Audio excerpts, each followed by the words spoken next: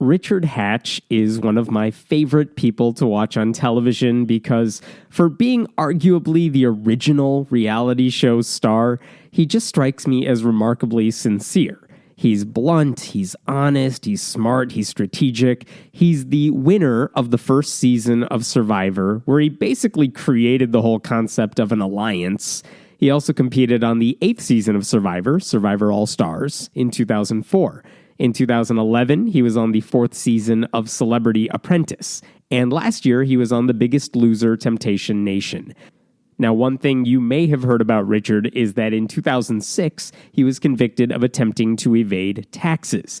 These are charges he still believes to this day are unjust and unfair, but that said, he did serve his time in prison, and hopefully all of that is now behind him.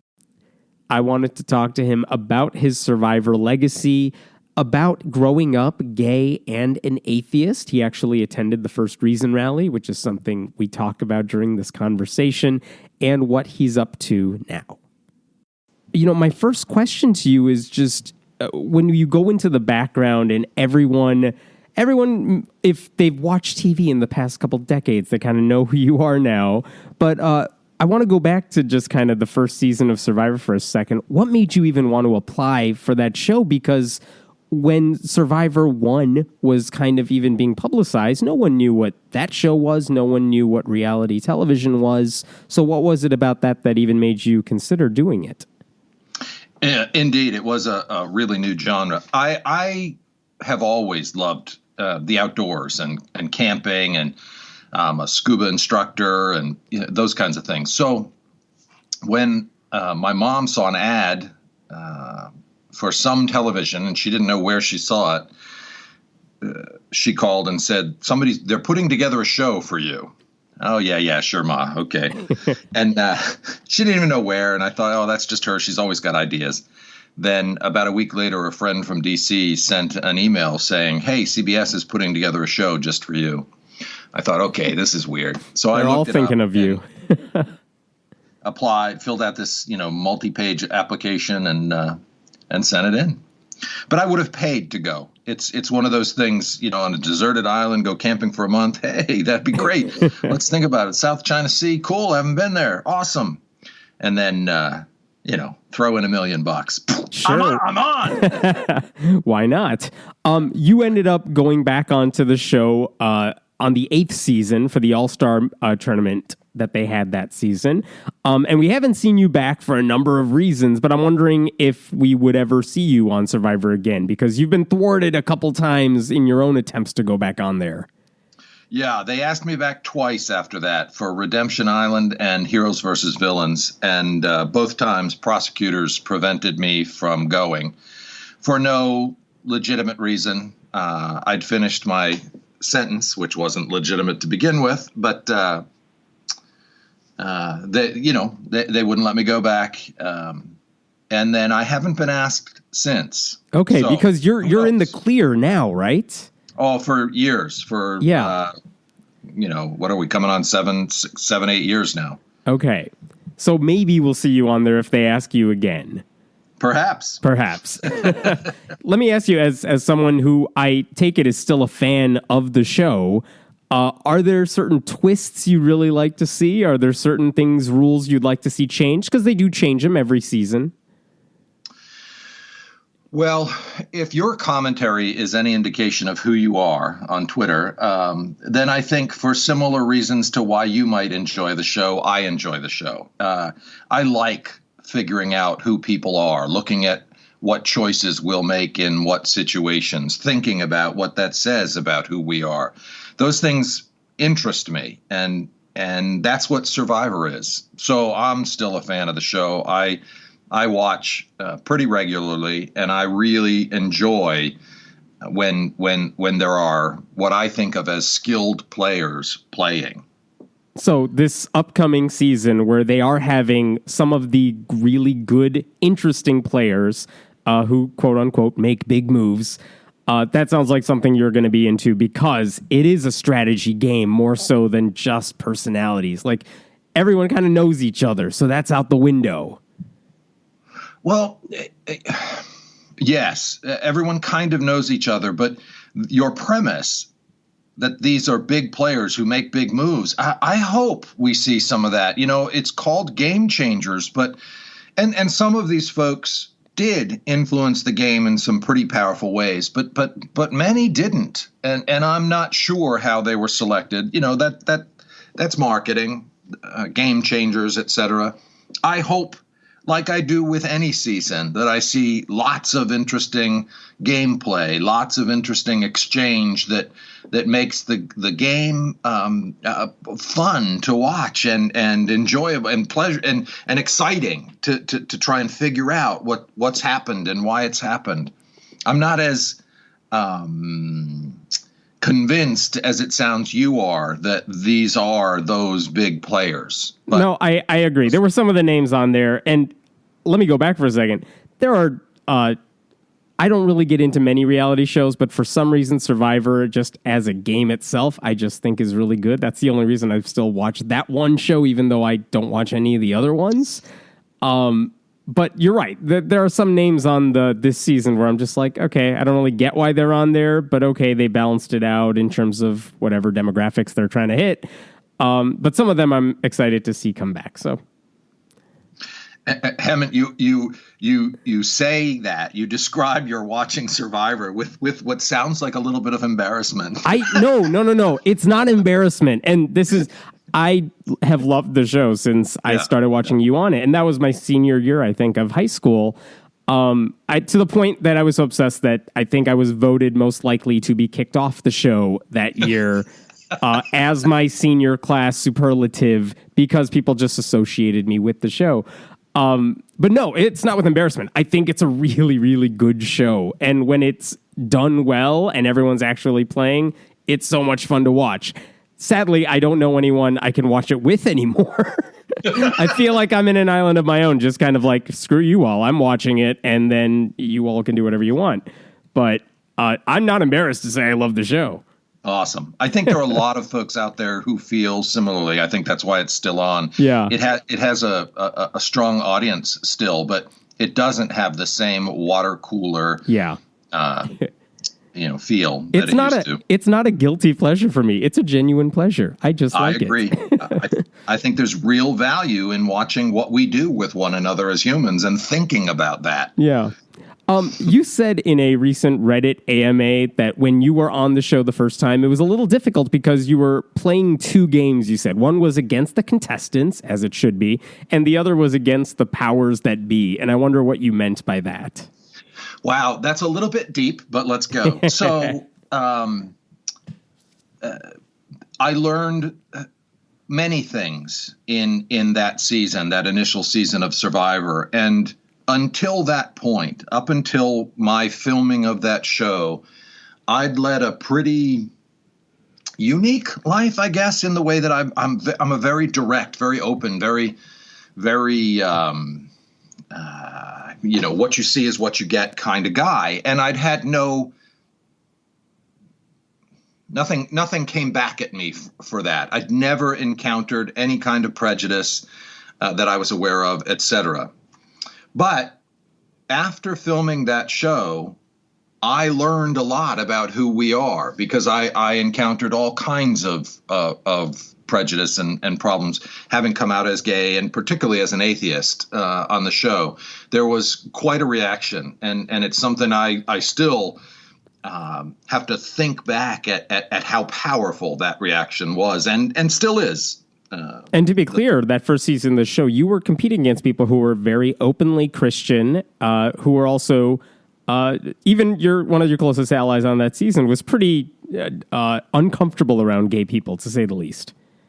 Rudy, yeah, he was a 72-year-old Navy SEAL who really, I don't know if he was uncomfortable around gay people the way you describe it there, or just had never been, and so had this typical negative perception, or in Rudy's case, I think kind of like, I'm supposed to have a negative perception. I don't really know. His honesty was really refreshing.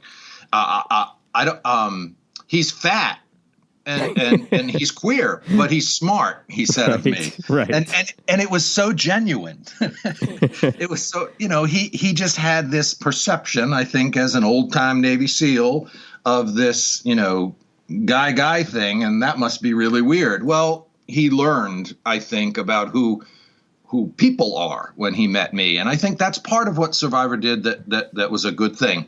But going back to the 2-game question. Yeah. So I went into this really powerfully believing that this was a game and that the rules mattered: outwit, outlast, outplay. And I was good at what this game required. And in my own mind, I believed I'd have an audience, a viewership that would recognize, wow, this guy really got it. He really is playing well. And this is awesome. Kind of in the way people watch sports that I don't, and get crazy about football players that rack up stats and wow. You thought they would see all the strategic manipulations and think, yeah, we're rooting for this guy the whole way through. Yeah, even more than, there are physical aspects to Survivor, but there's an intense mental aspect, probably the main aspect. And I thought I would be rewarded, appreciated for that. And very, very, very early on, in the midst of playing, I recognized that that's not going to be the case, and it is not the case now, even in the midst of those folks who are staff and who are filming and producing the show. And so I quickly because what do you think they are looking for if not that? That exactly. I thought, what are they looking for if not that? But what I realized is we're all human, and they didn't know what to expect out of the game. They didn't know what was going on. So I encountered, we all encountered in that first season, a lot of pushback on different things from people who probably shouldn't have been pushing back and who were pushing back against their own interests. In other words, to make the show something less exciting than it would have been. So, for example, the nudity thing. It was 110 degrees on a deserted island, and I was swimming all the time. It was silly to wear clothing, right? And I had no issues with what do they call that, jungle rot or anything else that other guys did, so it made sense. But it didn't make sense to some of the producers or cameramen, and one in particular, when on my birthday I decided, hey, I'm just going to go naked for my birthday. I don't know how else to celebrate it, so let's spend the entire day naked, no matter what happens, challenges, whatever. And he got so angry that he started yelling about who don't you want any airtime? This is ridiculous. This is, what the heck are you doing? You put your, that kind of thing. Put your really clothes back on. Well, it turns out Mark Burnett found out that had been said, and that's what he'd done. And he personally came and asked me to do whatever I wanted to do, and to go ahead and ignore that's not the way they all felt, and don't worry about it. You just be you. So I recognized that what was going on there was a learning curve, and they were learning too. Right. They were still figuring out what makes the show tick. Right. So I realized I needed, if I wanted to succeed here, I needed to be very, very thoughtful about my engagement within the constraints of the game's rules with contestants, and very, very thoughtful about my engagement with the production side of it as well. I remember reading in some interview, maybe it was the Reddit thing, maybe it was a different interview or something, but even for those who remember that first season, there's a memorable moment in like the last episode where you kind of give up, quote unquote, on a big important challenge because strategically it's going to work out in your favor. But even the host of the show, Jeff Probst, seems to be shocked by the fact that you're throwing this challenge, even though in your head you said you had figured it all out. So I think that was one of the biggest games ever made game-changing moves. One of the biggest moves ever made in the game of Survivor. And I'm so proud of it, and I did think it through repeatedly. So many times it's almost embarrassing to say, but I concluded early that the smartest thing to do in that challenge, we were all stuck holding our hands on a pole, and if you dropped off, you were out. The smartest thing to do would be for me to drop off. And we were down to three players. There was only 3 left, and the winner was going to get $1 million. And I'd concluded that my stepping out here would be the best way for me to win. And I concluded that quickly. So I spent then the next hour and a half thinking through whether or not I was delusional or exhausted or crazy, and realized I wasn't. And I knew why. I figured out why, and I talked to the other 2 players through why I had to be brought to the finale, and it worked out as I planned. But you're right. Production they basically lost their minds. They weren't prepared for it. They weren't standing by. Jeff ran over, screaming, like, what the heck? Angry. It was a very, very interesting period. I wish we could have seen like what was going on behind the scenes as all that was going on. Let me change gears for a little bit, which is this fact that you're openly gay on the show. You were openly atheist too. And I'm wondering, you grew up, I think, in Rhode Island, or did you end up moving to Rhode Island? But what was your own religious journey like growing up? Oh, I was born in Newport Hospital, Newport, Rhode Island. Yeah. Born and raised in that town, and it is a relatively conservative population, I think, with the entire state being a very small town kind of feel. With that comes corruption, a whole other story, and a big part of why I was prosecuted for tax evasion that I never did. But I grew up with a mom who'd been raised Episcopalian but switched to Catholic, who married a Protestant and got him to go to Catholic church, stand up, sit down, kneel, stand up, sit down, kneel, stand up, sit down, kneel. I could never figure it out, couldn't understand it. My brother was killed when I was 15. He was 13. He was run over by a drunk driver. Kenny was riding his bike on the sidewalk, and this guy came over and plowed into him. And so from a very, very early age, I was contemplating, what the heck did all of this craziness mean? What do you mean my mom converted from one belief to another? How do you do that? You believe these things and then now you believe these things? What does that mean? And why do so many people believe such varying, very, very odd things across the world? And then what does this mean? Here's a 13-year-old kid who just was run over, dead, gone now. So is he watching us? Is he around? Is he floating up there somewhere? It was a very productive time in my life, and I concluded that it was highly unlikely that there is anything more beyond reality. And I've loved reality since. And I think reality, what's true, matters. Has that ever... That answers... No, it does answer that question. For a lot of people I know, their sexual orientation and their religion don't necessarily go hand in hand at first, but then they're tied together really closely afterwards. Did you know you were gay at a younger age than that? And then did those two things go together for you just naturally?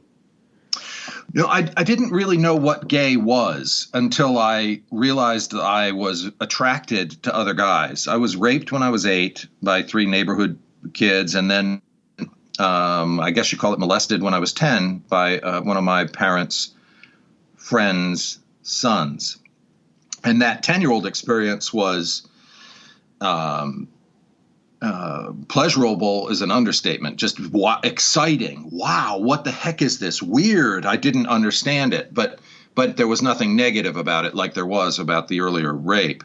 And so in my mind, I had to process these feelings. And I, even at those ages, 10, 11, 12, what I thought everybody must feel similarly to me.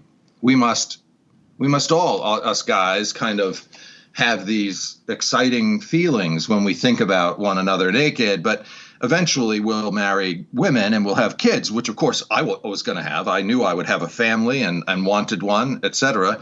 I just wondered how that all happened. It was confusing.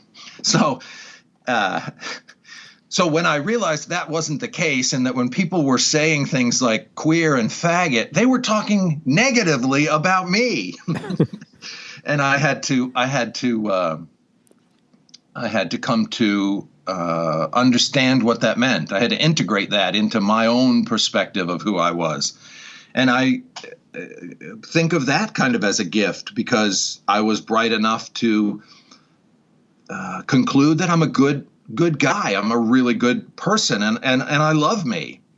And I do. I still, to this, I love who I am. I love who I try to be. I love who I am to others. And so even as a youngish teen, I loved who I am and who I was, and I recognized that those who had these issues, calling me faggot or queer, or calling other people that, or having these thoughts about other people because of who they loved, were the ones with the problem, not me.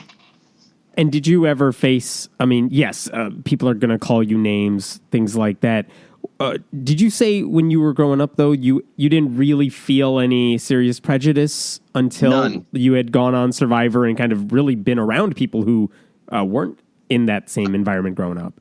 Correct. I truly didn't. I felt all kinds of things that we all feel as kids, the teasing, the bullying, those different things. But they're felt by, I think, literally almost every single human for different reasons, varying reasons. And I was aware of that. I from an early age, was a people watcher and understood that we all were enduring some sort of teasing and bullying. And so I didn't separate myself or think of myself as anything special or different in that way. So over time, I just accepted that that's normal. Too bad that kids do that to one another. But I never encountered any, outright prejudice or anything. Yeah, discrimination, real prejudice. I was never technically in the closet. I joined the Army. I attended West Point, and I was active sexually while at West Point. But I wasn't open because gay people weren't allowed to be in the military. But nor was I, intentionally in the closet. My family, my parents, my family didn't know I was gay until my maybe mid or late 20s, because I'd lived out of town. But anyway, I felt as if I'd never encountered any real prejudice. And then just living openly, and I think that's something the casting professionals at Survivor and Mark Burnett himself responded to, that I had a confidence and a clarity about who I was that was unapologetic and just as it should be. And I think they wanted that to be seen. And so after the show began to air is kind of the first time I recognized the level of vitriol, the irrational homophobia that was as pervasive as it is today, and felt strongly about how people were and still are, just as with racism, subject to bigotry that's sickening. Speaking of your casting diary, I remember Mark Burnett, when he kind of published a diary of sorts of that first season. And I think one of the first lines in that book is that you, Richard, should have been the first person voted out because of your overconfidence or something like that. Yeah, no, he didn't say I should have. He was certain. They selected me, and he said, I will be. Richard Hatch will be the first person voted out. We know that. But we're going to put him on for 3 days anyway. Well, there's the thing. So naturally, I was doing what I needed with production even then, even in the selection process. I knew what they needed for an entertaining show for somebody on television, and I was giving them what they needed. I didn't intend to be as cocky as I was with players when the game was on right off the bat. I knew I would have to alter but they weren't even thinking that. They were just thinking, this is who he is, and wow, he'll be gone first. When the show began airing and the show began getting super popular, what sort of prejudice did you get then? Because it's not just the people you're competing with, but in many ways, I think a lot of the country was not used to seeing a very confident gay guy on television like that. Not used to seeing is quite the understatement. No, I don't know if there was an openly gay character, a person in public ever prior to that. I'm not sure. I can't recall one. I certainly didn't have a role model, gay role model growing up that I was aware of, that was outspoken, that was talking about, reality in his life. So what happened was not really subtle. How do I describe it? It was pervasive. This tone, this sense, this, not when they would talk to me, but when they would talk about me, particularly the media's caricature. It was very negative. It was, I think it contributed to the reason that people thought of me as villainous when there was nothing really villainous about me. If you watch the season now, you see, wow, he's playing well. Right. He's strategic, but he's not undermining other people per se. Right. Other than to undermine their gameplay. Right. You want to win. Right, and to get them off. So it was a challenging thing to learn about our world. I naively believed that it was much more fair. I believed that Survivor was a game and that we don't live that way in real life. And I learned harshly that that's wrong as well. It's why I was prosecuted for something I didn't do. It's a game. It's prosecutors, particularly in Rhode Island, who I believe to be intensely corrupt, prosecuting me at trying to win at all costs for their own glorification. That's not what prosecutors are supposed to do. They're supposed to seek out the truth. And no one in that entire period was interested in what was true. None. No exploration of it, no asking, no. That's just not our system. Our legal system's just so broken. And that's a big part of the answer to this question, because these systems imbued with power, the legal system, the courts, anything, the politics, education, these things are what enable people to live or prevent people from living well and equally. And so I really, for decades, encountered, so 17 years, 2 decades almost, have been encountering the results of being open and honest and confident about who I am and my right to be that. Atheist being probably the most challenging. I think people respond to that or have responded to that in a much, much, much deeper, darker, more negative way than they do to even my being gay, which has changed over time. And atheism has not. Atheism has. Go ahead. I'm sorry. How does that actually manifest in your life then? Does that mean you get nasty messages from people because you are a public atheist? Well, I've gotten all kinds of nasty comments for being atheist, for being gay. And in the legal system, they talked in court about how he's non-religious and he's this and he's that, having to do with the atheism. That was befuddling to me, that it was allowed, that it was brought up by prosecutors, that it had anything to do with this idea of attempting to evade taxes. None. But in general, in day-to-day life, you see I encounter the disbelief, the absurdity of the idea that someone's walking around and they're comfortable talking about how unlikely it is that there's any kind of a deity, and that's really kind of an absurd concept. And the more clearly I talk about my reasoning for those beliefs, the more off-put, and I would say even the angrier some get, particularly those who are strong believers or very, very faithful, as what they would call themselves, seem to get. The idea of challenging their own perspective seems to me foreign, seems to me uncomfortable in a way that maybe most aren't even capable.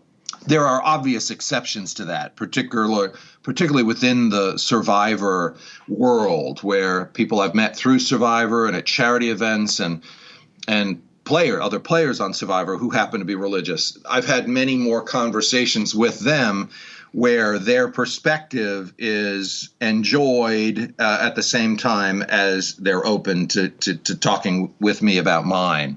But it's not a common occurrence.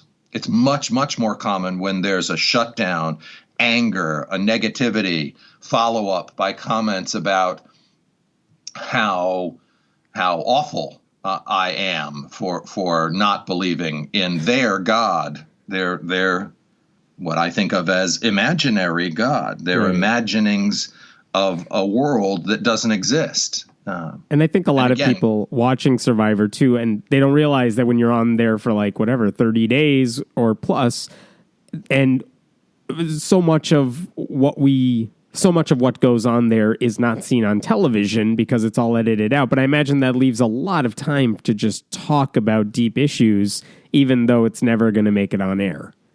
There does indeed. And in fact, Dirk from the original season, who carried his Bible and read it continually, had decided to do that because he wanted people to know how religious he was. And he had this, and I would say still has, I think, this faith in what's written in that book by whomever happened to write it. And I don't know whether he thinks a deity wrote the book or not, but he's so clear and so certain about that idea that there is this omniscient, omnipotent creator who cares about what people are doing on that game, for example, and people pray to him to help them do it better.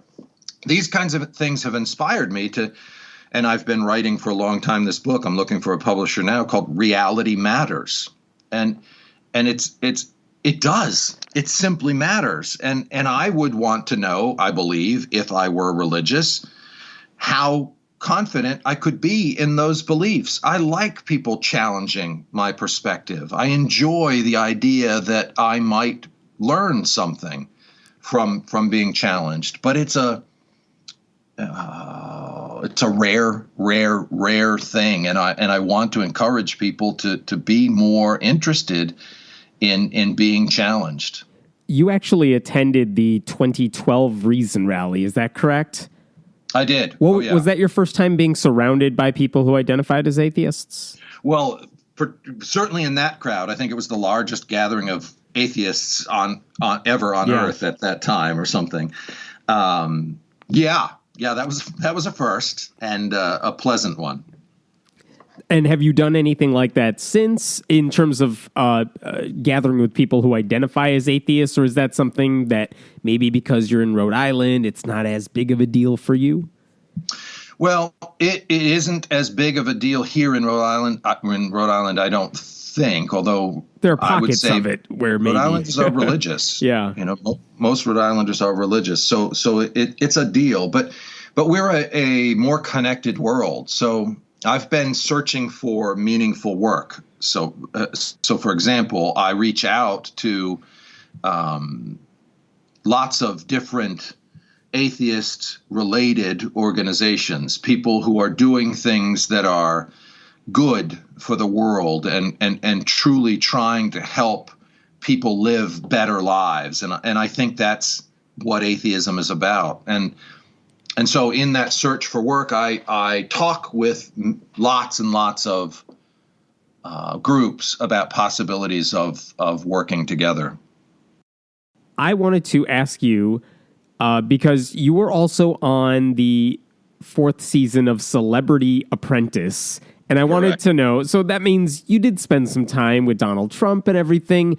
Is there anything redeeming you could tell someone like me who is so frustrated by everything going on right now?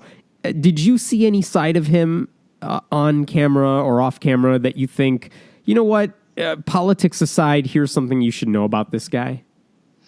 Absolutely not. So I won't be helpful, but I'll be informative. I didn't meet Donald on the show. I knew him well for years before the show. I worked in his building. We would talk outside his building in the morning when I would go to CBS Early Show. I've been to events with him and his family. I hosted Live with Regis and did a skit. I rode the elevator in Trump Tower naked to his office. I hung out in his office with him. I was naked while he pointed out what he owned. He invited me to sit on the dais at his roast at the Friars Club. And throughout these years, literally, of friendship, we interacted positively. He lit up when we would talk and when he would see me, and he was a good guy to me. He's a very skillfully engaging one-on-one person, which I've seen none of in this whole lead up to the presidency and since, which is interesting to me. But prior to that, while I was on Celebrity Apprentice, and he had decided to run for president, I watched the shift. I watched him shift because of what I think he perceived his base to need. So I watched him question my sexuality and who I was because of my sexuality in a way that I challenged and confronted, but that was absurd. I knew he didn't feel the things he was saying. And one of the most difficult things to swallow is another lesson I'm learning about who we are as humans. The expediency with which Donald becomes whomever he believes he needs to be for the reason he thinks he needs to be it is what he does. And I'm off put by that. I'm bothered by it. I'm offended by the lack of core values. I don't like living that way. I don't like to think of our world as being one that rewards people who live that way, but I'm wrong, and it is. Our world rewards, particularly financially, people like him who live expediently, and I think this is at the expense of our country. And you could see through it, and I feel like I can see through it, and what bothers me is that so many millions of people don't seem to see through it. No, they don't. And that bothers me as well, because it says much about who we are, just as with my conversations about being an atheist and why I am, and my interest in why others believe what they do. And I'm very interested. I often ask people. I find myself hitting a wall instantly when we talk about Trump. If they believe what they believe, even family members, they just do, and they don't want additional information. The idea that I know this human being, that I know the person relatively well, that I've been personally involved with him for a significant period of time, and the fact that they already understand that I am naturally gifted, whatever you want to call it, with respect to understanding people, who we are, that it's been my focus, it's been my academic background, it's been what I like, it's been a passion. They still tend not to listen when it comes to Trump. And they still, I think because they're hopeful, feel like we ought to, I keep hearing, give him a chance. Yeah. There's nothing that human being could have done more than what he did to scream, I'm not suitable for this position. Literally nothing. And yet close to, not half, but nearly half of Americans who voted chose him. It's nearly incomprehensible to me, and very, very sad. And especially sad because so much of his base are from the evangelical Christians, who normally, if that character of Trump were a Democrat, they would say this guy goes against everything our belief system stands for. But because he's on their team, they just let it all slide. Yeah, it's tragic, and I think it will have tragic consequences. I think the greed and the clear connectivity, the personal gain aspect of why they're doing what they're doing, from the money in Russia to the oil, to it's so blatant and obvious to somebody who wants to take a look at it objectively. You know, I keep hearing about this. Oh, you liberal, this and that. You just sad that Hillary lost. What? Why are you guys talking about Hillary? Who's Hillary? That ended so long ago. I'm talking about this person who's incomprehensibly unsuitable for this position to still be in it, pretending that he's doing anything for anyone other than himself. Not that I have an opinion. None. And we just saw him this week give a speech to that joint session of Congress where he spoke in complete sentences from a teleprompter, and therefore he's now the greatest man in the universe. Incomprehensible.